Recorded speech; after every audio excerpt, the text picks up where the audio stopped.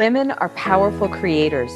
The Align Women podcast features female entrepreneurs, leaders, and other professional women who've demonstrated agency and innovation in their personal and professional lives. I'm your host, Amy Evans. I have authentic, intimate conversations with my guests that highlight their paths to success, their struggles and accomplishments, and the things that currently excite, motivate, and inspire them to turn their visions into reality. Welcome to the Align Women podcast. I'm Amy Evans, your host and the founder of Align Women, a leadership and networking organization for professional women. This podcast features female entrepreneurs, leaders, and other professional women who've demonstrated agency and innovation in their personal and professional lives. And with me today is my friend Alex Rasmussen. She's a financial advisor and manager of investment and retirement services for the LBL Group in Santa Ana, California. I like her because she's extremely knowledgeable about the world of retirement plans, and she's a strong and successful woman in a very male-dominated financial services industry. Welcome to the podcast, Alex. Thank you. So let's jump in. I have some fun questions for you. I have worked with you, and I know that you're really passionate about helping people understand how to plan for retirement and all the vehicles that are available to them to do that, like 401ks. So talk about where your passion for that comes from and how it motivated you to create educational tools so that people can better understand their retirement options. I guess growing up, we weren't really poor, but we definitely weren't well off at all. My family has come across a lot of financial challenges that stem from taking care of family and things like that, and maybe not being as prepared as we would have liked to be for those challenges. Also, working through retail and going through college and working at a bank and realizing how much people don't know about managing their finances. And it's not really that challenging. It can be very easy. So when I got to the LBL Group and started being an advisor on retirement plans, education was my biggest focus because it should be accessible to everyone. If, companies have their retirement plans and they offer them to people and people don't participate because they don't really understand it or they don't trust it, depending on their cultural backgrounds and their experiences or their family's experiences. And obviously there's misinformation about everything out there. So I just want to be the person that makes it accessible to them and teaches them about it in ways that they can understand. Not a lot of big words. I don't use those. And just keeping everything as simple as possible because it doesn't have to be that complicated. Yeah, I agree with you. Being in the world of health insurance, that can be complicated too, and simplifying it is a big part of what I do. And I think that your approach of education and mine are very similar, and that it's such a better way to go about it than sales. The way that we do things isn't salesy, it's teaching people. And one of my passions, and I think this is one of the reasons you and I get along well, is I think that women in particular need to be educated about these options, independent from their marriages, their partnerships, their partners' finances. They need to have this information. And particularly when you're talking about retirement, the life expectancy of women is longer than the life expectancy of men. And we need to be positioning ourselves to be financially secure with things like 401k, with things like long-term care, so that we can be sure that we're taking care of our finances if we outlive our partners, which is very likely that we'll do. So I love that you are doing the work, even with the really young people, with the young employees who've just come into maybe their first job and they have an employer who's being generous and providing a match, and they don't even understand what that means or how to take advantage of it. And even just doing the minimum, I think all of us would say, if we could start over, we started our 401k earlier. We would have taken advantage of the match earlier. So I love that you put a focus on that.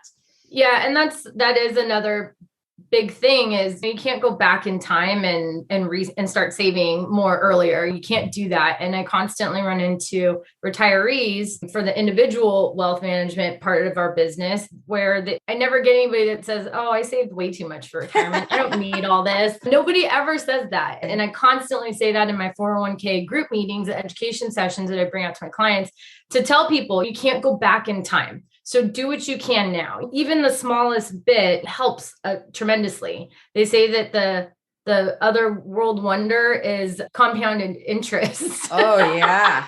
And it is, even if you increase by 1% each year, and that's my spiel to them. I show them in like the graphs and the calculators, and the nerd in me comes out and you guys don't have, you need to look at this and see how possible it is. You don't have to be that person that only retires with $50,000 that's supposed to last you 30 years. It's sad to say, but it's not going to work for you. Nobody wants to be left in that position. But if somebody doesn't pull their head out of the sand, which I think I'm also very good at, then they're going to just live full of regret. And that's just what ends up happening, unfortunately, to a lot of the older folks that didn't have somebody explaining to them how early and even how small, like a little bit of savings would go, goes really far. And taking advantage of what your employer is, first of all, giving you access to, right? You're able to it's a much more well-established, solid way of investing even a small amount of money than something like Robinhood and just putting a little bit of cash in an app or throwing some money at some crypto. Like these are established investment vehicles. Yeah. And a lot of times employers are providing a match. And that's, I mean, you want to shake people and say it's free money. It's actually not. I don't even think of it as free money. I think of it as part of my compensation. I'll do the math and say, why would you forego that? If you're making $80,000, but your employer's contribution to your 401k means you're making $85,000. Why would you not take it? Exactly. I love that you were spreading the word. And our system isn't perfect. People complain about it all the time. Oh, our company match isn't that much because I don't know what their frame of reference is. I'm like, are you thinking back to the 50s when the pensions were around? Because unfortunately, that world doesn't exist and nobody else is going to save for our retirement for us. There's nothing else that the government is just going to magically come up with that's going to be there to help us when we can't work anymore, whether by choice or otherwise. And so if we don't do this and we don't pay attention and we just sit around and complain about it and don't take advantage of the access that we have to something that our company is providing us, then, we're going to be in a much tougher position than any of our previous generations have ever seen. Yeah. Yep. I totally agree. So one of the things that I love about you is your perspective. You have a unique perspective on a lot of things. And you are, like I am, a successful woman in a very male-dominated industry. Insurance is, financial services are, and you kick ass in that industry. And I love that about you. Exactly. And you really look at being a woman in this industry as a superpower, not as a handicap. And so tell me about that perspective for you and how you utilize your unique perspective to be successful in a male-dominated industry. Yeah, it can become a bit, I don't know. I don't even want to say discouraging because that's not really true. But there are some people out there that won't work with me because I am a female. They've actually said that in my presence. So what? Whatever. Peace out then. Go work with whoever you want. But I see that, but that's how I am, period. Whether it's male, female, brown, or whatever other color the people prefer to work. I don't try to let that bother me in any way. I just like to show up being who I am and let people decide if they want to do business with someone like me. And that's all I really want to work with. If somebody doesn't really want to work with me, I don't really want to work with them either. Sure. It's not going to go well. And I think there's enough people out there that will embrace who I am. They are sick of the typical advisor that, is strolled into their office and use the big words in the presentation that go way over their participants' heads. And I think they have seen that doesn't always work. And maybe they are ready to try the exact opposite of that. And I think there's enough people out there that do embrace that. And they are excited to have me. They explicitly say that to me. And it does work. It makes for a really good, client relationship because they're just happy that I'm not the other thing, whatever it is that they had experience with. Sure. Yeah. And as we have more diversity in business owners, then we have business owners who look like us, who want to work with people who look like us. And so there is a lot of opportunity out there. You are definitely glass is half full. There's a ton of business out there. And there's a ton of opportunity to work with people like you. And so I love your positive approach to that. Yeah. And of course that is, and we'll talk about in a little, attracting women and brown people and Black people and rainbow people and all the people to this industry to make it look a little less, one of my favorite phrases, male, pale, and stale, right? And I didn't coin it. I can't take credit for it. I love it. It's bravo to whomever did. Right. And yeah, you are not only providing that service to business owners who may want an alternative to what financial advisors have always looked like, but you are also standing up as a woman who's been successful in this industry and showing that other women like you can be successful in this industry, which I very much admire. I asked you about a hard lesson that you've had to learn, and what you said so struck me. And so I want to talk a little bit about it. You said, I had to learn that I lose clients and that I will make mistakes. Even little mistakes in this industry can be significant and result in losses. And that can be incredibly scary.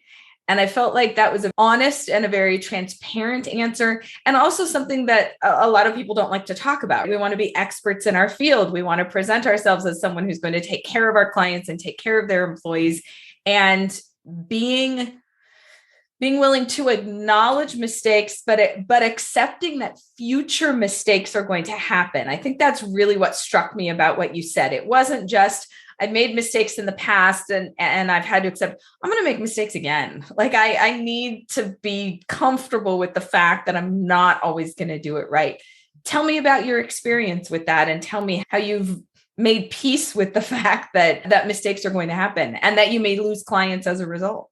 Yeah, I think I try to be very careful, and I'm always fine with admitting that if I don't know something, and that I'll go find out and go to somebody who does know these things. Mm-hmm. But I think some of my mistakes in the past have been just because of inexperience. I just hadn't come across that, and I thought I knew what I didn't know. And so there was just better ways that I could have handled the situation to where, and I guess it wasn't, luckily, knock on wood, this is wood. Luckily, I haven't had any mistakes that I've made that did result in losses, actual like market losses for clients. So I didn't make a mistake by selling off the wrong mutual fund or anything like that. And I don't, thank goodness. I try to be very careful and very focused in those moments to make sure that doesn't happen. Obviously, you do what you can to prevent mistakes and by staying focused and paying attention. But I think just mistakes and how situations are handled, not knowing better and understanding that, oh, I should have asked these questions or I should have asked better questions. I just try to learn from those situations. And I work with people who have been working with businesses and clients doing benefits and all sorts of different things. And obviously I'm being mentored by people who have been doing my role for much longer than me. Mm-hmm. And they say, you're going to lose clients. It happens. Sometimes it has nothing to do with any mistakes you've made. Sometimes that's just what happens because a change in personnel at that mm-hmm. company, mm-hmm. and they have their person that they want to work with. It says nothing about you. It's just only that's how things go sometimes. And luckily, they've already prepared me for that reality. And I think that's the thing that I haven't experienced very much of that yet, but I know that it's coming. And I'm just trying to make sure that I'm doing what I can to not make any significant mistakes, especially when it comes to people's actual account balances fluctuating. And I don't want market losses are market losses. They happen, but I want to make sure that I'm doing everything in my power that none of those things are because I did something, executed a transaction wrong or misguided somebody on a portfolio that they weren't really prepared to take on that amount of risk. Like I really try to do everything I can to make sure that I'm asking the most appropriate questions and really getting to know them to make sure that they're properly allocated. And I'm giving them the most information that I possibly can and understanding them as a human being, because that's a big part of it. It's about their feelings, and it's not just about being 70% allocated to stocks. They don't know what that means. They just know how they feel when it doesn't go well. And so I have to understand them well enough to be able to anticipate how they're really going to react, because they might think they're going to react one way and then it doesn't go that well. So it's beyond just paying attention and pressing the right buttons. It's paying attention to the people that I'm working with and understanding what their expectation really is of me, not just as an advisor, but as somebody that's supposed to understand them in ways that haven't even happened yet. So. A couple things come out of that for me. One is that I think it's a beautiful definition of wisdom to know that with experience and with wisdom doesn't come perfection. It's acceptance that those things are going to happen. And I think that's a nice thing to be able to carry with you. I think a lot of people just hold their breath and hope that something doesn't go awry, and it's going to, for lots of different reasons, like you said, that have nothing to do with you, and knowing that it's coming, not the sky's falling, and not panic and not anxiety, but just, oh yeah, you know what, there's going to be some turnover at some point. And one of my clients some of my clients are probably not going to stay with me. I think that's healthy, especially in sales where you build a book of business, because that's always a good driver to build a bigger book of business. There's going to be some turnover. And so continuing to add to it is what's going to mitigate the losses that are eventually going to come. And then the other thing that you brought up that I think is worth talking about is the emotional component of what you do for your clients, because money on the one hand is just math, right? It's just math. It's just numbers here, numbers there, numbers in, numbers out.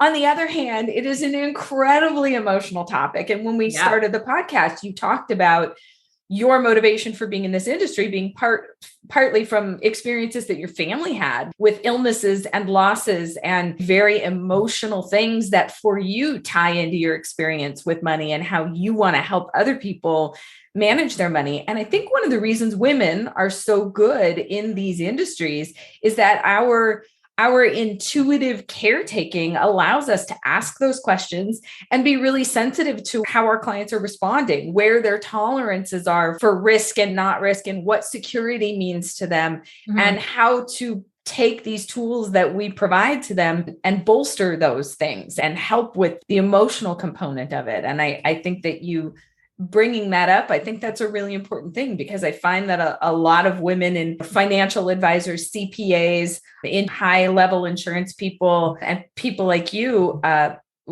really nailed that. And that's an element that they bring to their client relationships that's really valuable.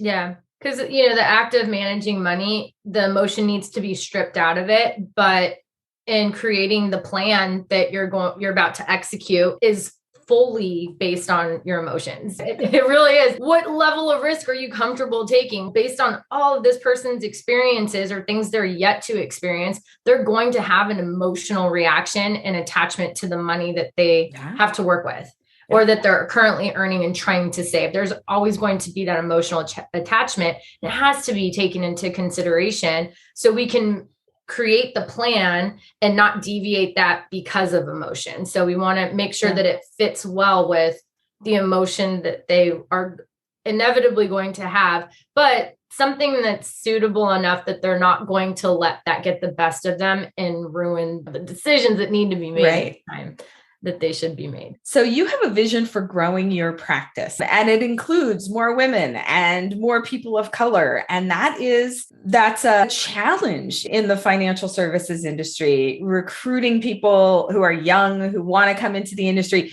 who really see the long game. And I think that's a real hard part about it. Is somebody explained insurance to me a long time ago as a get rich slow scheme. And that really resonated with me, right? Like you build and residual income that's a thing. And there aren't that many industries that will provide that to you. And that's a special thing if you can get your mind around it, just like you were talking about compound interest. If you can wrap your mind around just increasing by 1% every year, it makes a huge difference. So how do you see how do you think we can attract more women and more people of color into these type of industries? I don't know. You're doing step number one, right? You are being a lighthouse, right? You are being a person who is successful in the industry that you're in. And that is attractive because that allows other people to look at you and go, oh, there's one of me doing that. Maybe that's accessible to me. And I think just that I have this like like hope and dream that if I don't get around to it, because I have so many other projects and different things that I like to work on, that somebody will develop some sort of like nonprofit that goes out and seeks those people out and helps educate them about our industry, because most people don't even realize that financial advisors can focus on retirement plans and do the activities that I do. And it's very different from people who focus on individual wealth management. Most people, it's not something you can major in school. It's something you might touch on and learn about as a finance major, but there's so many other courses of study. And I was not a finance major. I was an American studies major. So history and culture are my jam. It wasn't finance always. It would be really cool to have some kind of organization that does that. But I think until there is, or if there ever is, me just being that presence is part of it, and focusing on education and reaching the participants. I actually had somebody from one of my groups, a young girl who's maybe like 21 or so, and she reached out and she said, "Hey, can I ask you some questions about your job?" And I was like, "Sure." And she's like, "Okay." She's like, "I'll schedule a call with you." Great. Okay. And then so we had our little appointment, and she had literally, I could hear her reading off her list and taking notes about all the questions she had regarding my job. Do I get to travel? Do I enjoy it? How did I end up here? What licenses, what educational background is helpful? Where do I get started? Do I go here? Do I go there? Should I look for this kind of firm or that kind of firm? She had her list mapped out. And I was like, this is the coolest thing ever. And I told her, if you pursue this, can you please keep in touch with me, because I love this so much. And I'm so excited to be able to help you in whatever way I am. If I made it look like my job is the coolest job ever, well, it's because I think so. But if you think so too, I think that's great as well. And we need more people. We need more young girls that are getting out there and doing what we do, because there's not very many of us. And she ended up moving back home to Florida and getting licensed. And she got hired at a little investment firm out there, and they're going to help put her through licensing and all of that. And I was like, that is the coolest. And I was so excited for her. And that made me feel really good, because it's, wow, I'm having a good time doing what I'm doing, and people can tell. And I think that's important too. People can tell when it's just your job. But if you really enjoy it, I think that reads more interesting than anything. Yeah. And you brought up a point about education, and same with what I do. You can't go to school to learn to sell employee benefit plans. There's so much about what we do that's temperament, right? There's a sales component to what we do. We've got to manage multiple clients. We've got an interesting double sale process, right? Because we've got to sell the employer, and then we've got to sell the employees. And so we've got to be able to deal with one-on-one people really well, but we've also got to be able to speak at a business level employers. And so much of it is temperament and waking up and being excited. And also having, the more and more I talk to women that are successful in our industries, there's a teacher aspect to what we do. And it's not, we say it's education, but I think actually, I thought I was going to be a 19th century American lit professor. I was convinced that I was going to go get my doctorate in 19th century American lit and stand up in front of classrooms and read from beautiful books and teach people how to interpret literature. All of those skills translate into what I do now. I wouldn't say talking about a HMO versus the PPO is as romantic as some of the literature that I might have taught, but it's still the same skill. A lot of it's still the same skill set. And finding that temperament is hard. Not everybody who gets finance major doesn't necessarily have that temperament. Everybody who goes into sales doesn't necessarily have that temperament. And so you're doing part one. And I love that story that you shared about that girl, because being someone who enjoys what you do, who is successful at what you do, radiates out and attracts the right people. And so the more panels we can have, the more conversations we can have with people like us, demonstrating how we enjoy what we do and why we enjoy it, the more people we're going to attract. 100%. Yeah. So I want to wrap this up by shifting gears completely and talking about your other passion, because I think that this is such an interesting part of you. So you are, in addition to being a financial advisor, you are also the managing director of a nonprofit dance organization. So tell me anything you want to tell me about that, because I think it's so fascinating. And then you have an upcoming event that I want to hear about.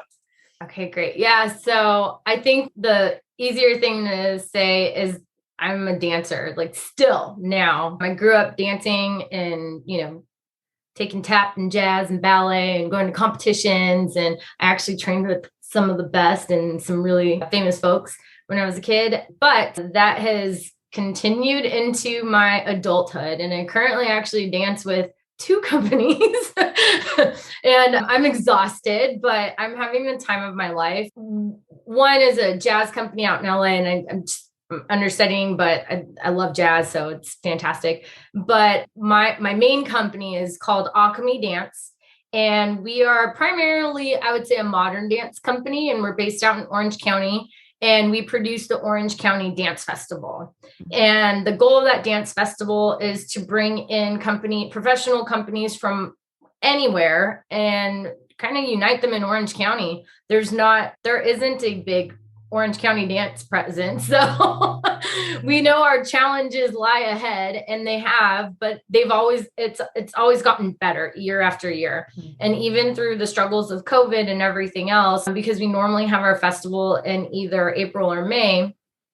And obviously in 2020, that's when we were like, what do you mean we can't have live dance in a theater with 500 people? I don't understand. We had to shift gears and everything. Last year, we were able to have a limited audience. It sold out, which is fantastic. And this year, we're able to fully do our professional division and what we call rising artists, which is like teen groups. A lot of high school programs submit their work to rising artists, college choreographers and dancers, college programs, or just people who are up and coming. They don't have their own professional company yet, and they want to be part of rising artists. But then we have our professional division, which brings in people who have performed all over the world. They're from all over the world. It's really cool. And they end up here in Westminster, California at the Rose Center Theater.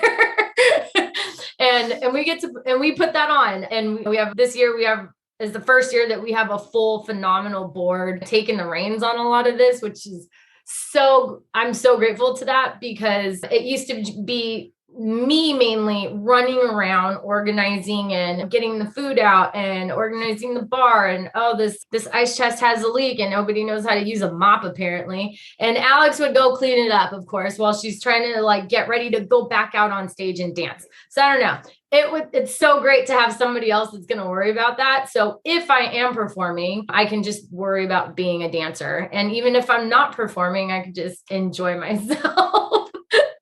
So that's coming up. You can catch more information about that. And we took over another festival that's out in New York. I guess I'm producing 2 festivals this year, which is crazy. And that's New Wave Festival. And that we mostly have some contacts out in New York that they typically submit to that festival. So we have 2 going. New Wave is in April, and then OCDF, Orange County Dance Festival and Rising Artists, is in May. And that's our baby. So it's phenomenal that what a multi-talented, multifaceted human you are. And you are just as passionate about financial advising as you are about dance, which is amazing. We're going to post your email, your LinkedIn, and your dance company's website in the show notes when the episode gets posted, so people will be able to reach out to you for either your financial advising expertise or your dancing expertise. So massively appreciated. Thank you. Absolutely. It has been an absolute delight to have a conversation with you on the Align Women podcast today, Alex. Thank you for being here. Of course. Thank you for having me. And look for more episodes with more amazing women at alignwomenpodcast.com. Thanks for listening to the Align Women podcast. You can find more episodes with more amazing women at alignwomenpodcast.com, and visit alignwomen.org to learn more about our leadership and networking organization. This is Amy Evans, and you've been listening to the Align Women podcast.